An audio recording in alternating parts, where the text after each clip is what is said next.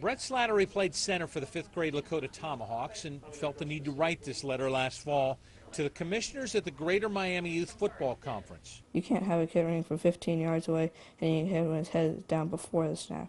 He should have been ejected with the coach since the coach told him to do it. An adult shouldn't teach a kid to hurt another kid.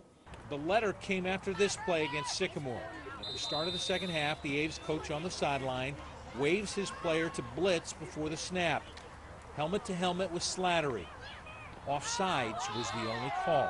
At the time, they did the concussion check on him, and didn't show any symptoms, so he played the rest of the game, actually.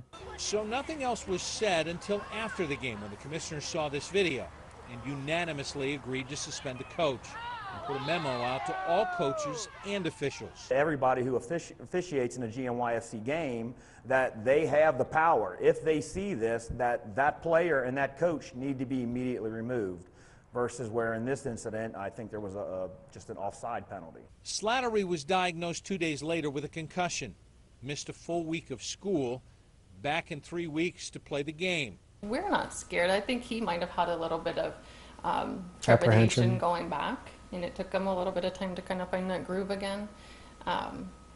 But we didn't want him to be scared of it either. We work together in trying to provide a better, safer experience at the youth football level. What league commissioners have been doing all along is ramping up the focus on player safety.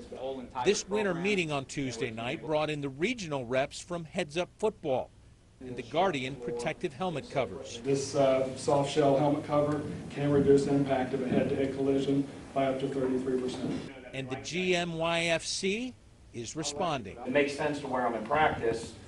Why wouldn't it make sense to wear them in a game? Mike Cazzoni's in from Indianapolis with Heads Up Football. They support the training to coaches, including a 2.5-hour video that includes safety tests that must be passed. Football is so much more about, the life lessons that are learned for it. I mean, our certification course, we really dive into being a positive coach. How do you communicate with parents? Disciplining kids. A lot of these life lessons that kids learn are through football. And it's something where, yes, we want them, of course, to be safe on the field, but so much more than that, hopefully help them develop into, successful, men and women when they grow up.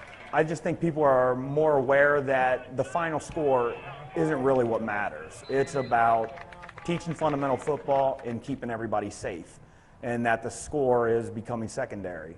And the lessons are getting through. Not to stoop to anybody else's level. And not to do that to somebody else just because they did it to you. Life lessons learned from football. Brad Johansen, Local 12 Sports.